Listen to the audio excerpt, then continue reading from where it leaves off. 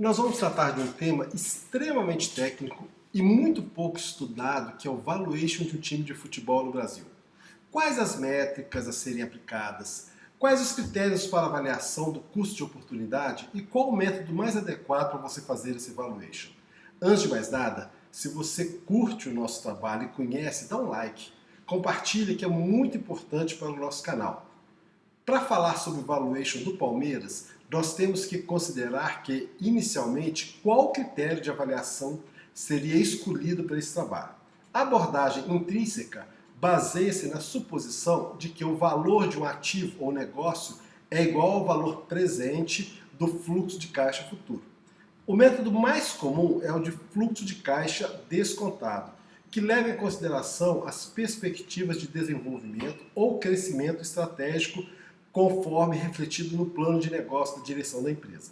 Essa abordagem é baseada na estimativa de fluxos de caixas livres que estão operando o fluxo de caixa líquido de impostos após financiar investimentos e capital de giro, descontados, tudo isso descontado a uma taxa que reflete o valor temporal do dinheiro, o risco econômico inerente ao ativo ou negócio, O valor presente resultante deste método consiste em dois componentes: o valor presente dos fluxos de caixa operacional gerado pelos ativos operacionais da companhia durante o período coberto pelas previsões, que é chamado de período explícito, que pode ser de 5, 10 ou 15 anos.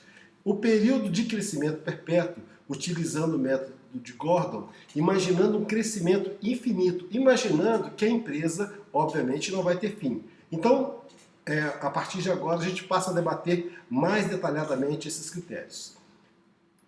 Inicialmente, eu gostaria de falar o seguinte: uma empresa de capital aberto, normalmente, ela faz o valuation considerando o valor do patrimônio líquido no mercado, ou seja, ela tem uma quantidade de ações, essas ações valem um determinado valor e a multiplicação da quantidade vezes esse valor daria o patrimônio líquido para efeito de valuation. Nós não temos isso no clube de futebol, no Palmeiras não tem isso. Qual foi o critério que nós adotamos para solucionar isso, para que o patrimônio líquido reflita o mais próximo possível do mercado?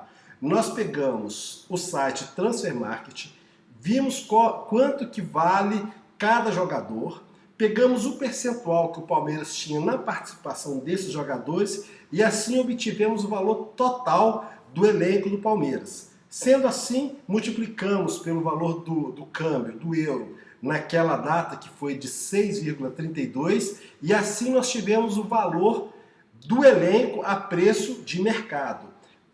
Aí nós pegamos o valor contábil e diminuímos desse valor. Esse valor contábil nós chamamos de goodwill. É como se fosse um goodwill gerado internamente. A contabilidade, as normas contábeis não permitem que você faça isso.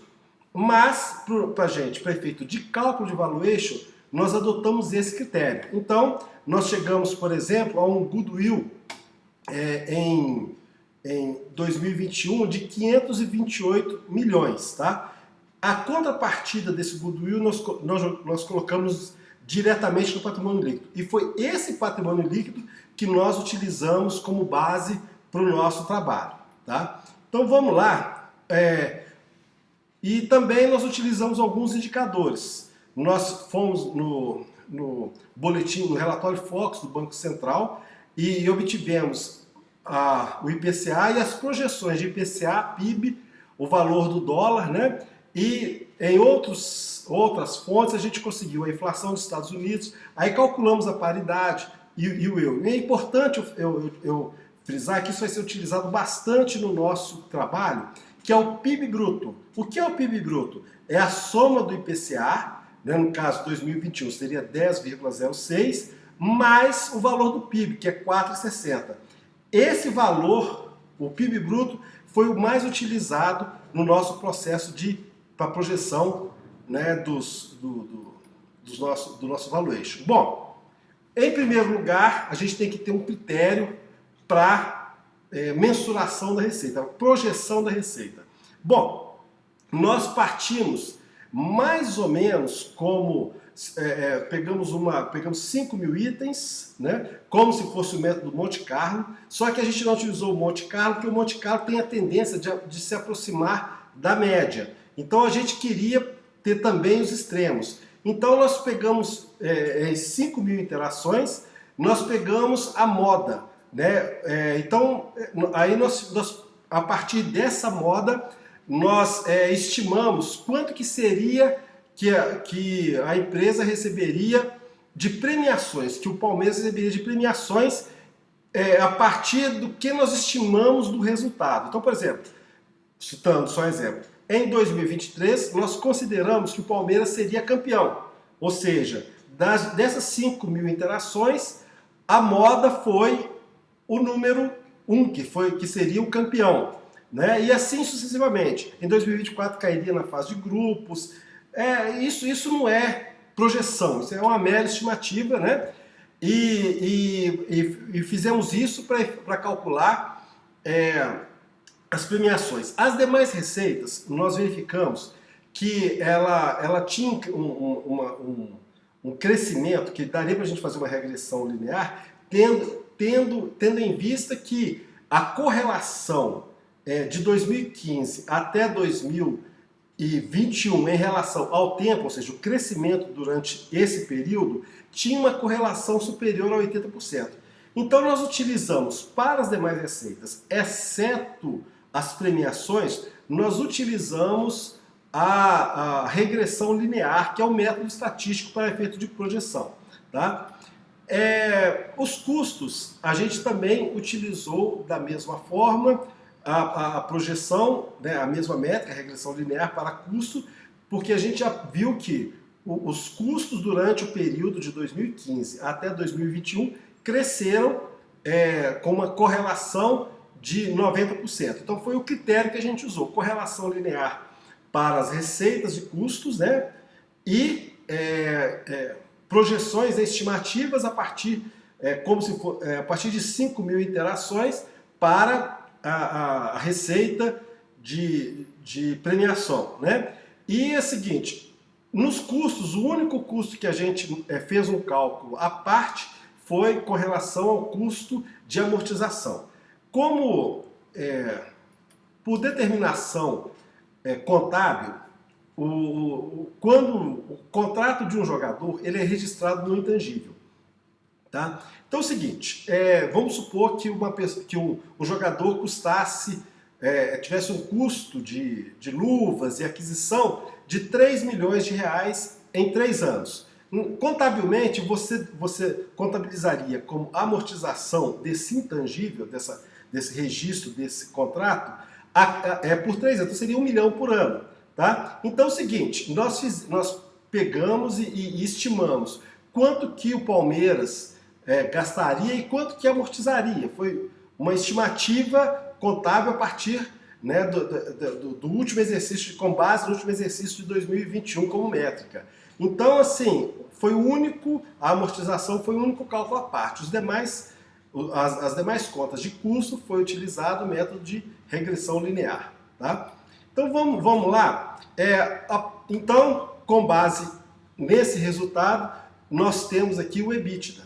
Tá? O que é o EBITDA? O EBITDA é o lucro contábil, como é definido, que é o lucro contábil antes da depreciação, despesas financeiras e impostos. No caso, uma associação, né, de futebol, como o Palmeiras ou qualquer outra associação, não tem imposto de renda, tributo federal, é isento, né, desde que cumpra alguns requisitos. Tá? Então é o seguinte, na verdade o EBITDA ele é uma métrica para que investidores, bancos e demais operadores de mercado estabeleçam a capacidade ou conheçam a capacidade que uma determinada entidade tem para pagar tanto os juros, né, em relação aos empréstimos, quanto a remuneração dos sócios. Né? Então o EBITDA é uma métrica importante. Tá? Então, assim, é o primeiro conceito que a gente chegou.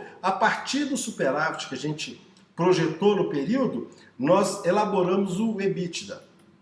Tá? Então é o seguinte, agora um fator importante é o CAPEX. Nós não vamos entrar muito em detalhe, a gente vai fazer um vídeo à parte sobre o CAPEX, mas assim, nós projetamos, né, as aquisições do imobilizado e as aquisições de jogadores de futebol durante, pegamos o valor, né, em relação ou à receita ou em relação ao saldo do último exercício de 2021 e estimamos quanto que seria de compras e quanto que seria amortizado. E com base nisso nós fizemos uma projeção do que seria a movimentação, né, nessas duas coisas, tanto no intangível quanto no imobilizado. Gostaria de salientar que o Palmeiras é o time que mais investe recursos na aquisição de jogador de futebol, ok? Bom, vamos lá. O item seguinte seria a projeção da necessidade de capital de giro. Então, o que é isso? O capital de giro representa a necessidade que a empresa tem de pagar seus fornecedores, pagar os seus jogadores, seus impostos, né? E ao mesmo tempo é o que ela recebe das transações, tá? Não necessariamente recebe, mas ela tem previsão de receber num determinado período, tá? Então é o seguinte, observa bem que o ativo circulante gira em 45 dias, tá? Enquanto que o passivo circulante gera em 148 dias. Ou seja, o Palmeiras tem a capacidade de receber quase que 3 ou 4 vezes mais rápido do que ela tem que pagar as suas obrigações, isso em média, ok? Vamos lá. Custo de capital de terceiros.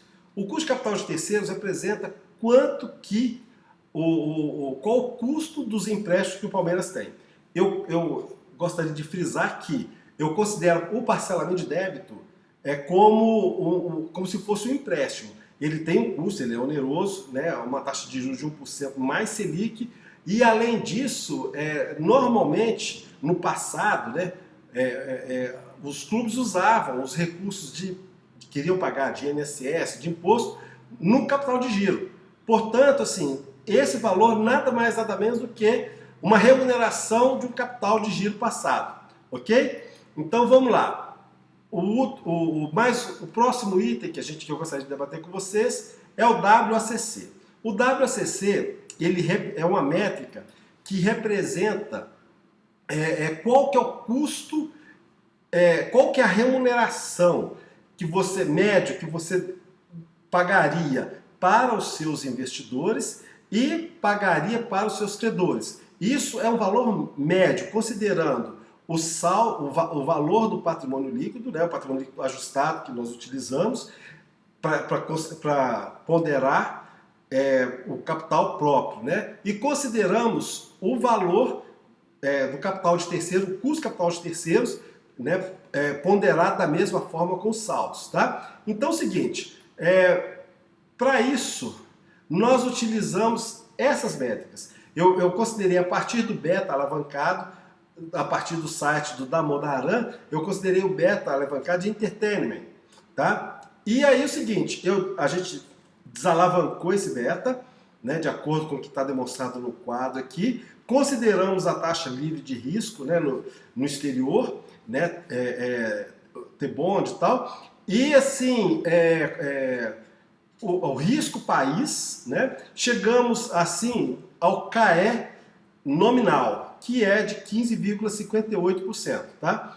E o CAI, que a gente já viu lá atrás, que seria o custo do capital de terceiros, 12,95%. De maneira que a gente teve um WACC de 14,97%, tá? Bom, então eu tendo o EBITDA, tendo o CAPEX e tendo apurado a necessidade de capital de giro, eu tenho o fluxo de caixa dos ativos, que no Palmeiras representa esses valores, tá?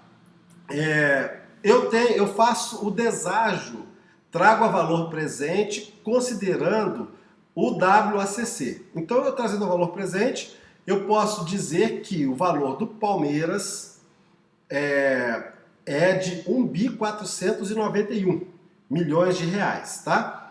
E continuando, considerando que o meu crescimento na perpetuidade, que eu estimei em 5%, considerando o PIB mais o IPCA projetados, né, no quinto ano, considerando que eu posso crescer o valor, o percentual de crescimento pode aumentar em 1,5, atingindo até 6,5. Ou pode diminuir até 1,5 também, chegando até 3,50. A mesma coisa eu considero para o WACC, ou seja, o WACC ele pode diminuir até 13,47 ou até 16,47. Bom, se ele crescer até 16,47 e o meu crescimento na perpetuidade for 3,5, significa que, com base nas métricas que nós apuramos, que o valor do Palmeiras seria 1.338. Do outro modo, se o meu WACC diminuir para 13,47 e minha perpetuidade aumentar até 6,50, o Palmeiras valeria 1.693, tá? Então, continuando, mas aí é o seguinte, eu preciso, né, saber quanto que seria o Palmeiras, o valor líquido do Palmeiras, tirando as dívidas, tá? Tirando as dívidas, a dívida líquida do Palmeiras seria 149 milhões. Tirando esse valor, tirando do valor projetado, né, do valor central, eu teria 1.341, que seria o valor do Palmeiras. Então, com o mesmo raciocínio de crescimento, né, do valor, né, tanto do PIB quanto do WACC, considerando aquelas métricas já explicadas, o Palmeiras valeria 1.189 até 1.543. Estando no centro da previsão, 1.341, ok? Então, pessoal, é isso basicamente, né? A gente encerra assim o nosso trabalho. Espero que vocês tenham gostado, né? Mais uma vez, dê um like. Nós projetamos o balanço até 2026, né? A partir de 2021, nós temos o ativo, nós temos o passivo, né? E temos também a demonstração do resultado, onde a gente observa que a margem bruta teve uma diminuição, né, em função das projeções que a gente colocou, e a margem líquida também. Mas o EBITDA, eu posso mostrar, voltando lá um pouco, no EBITDA, eu mantive um EBITDA médio, né? O EBITDA ele se manteve estável em 34,43%, né? Ele 34,05 e 34,43, tá? Então, pessoal, é isso aí, esse é o nosso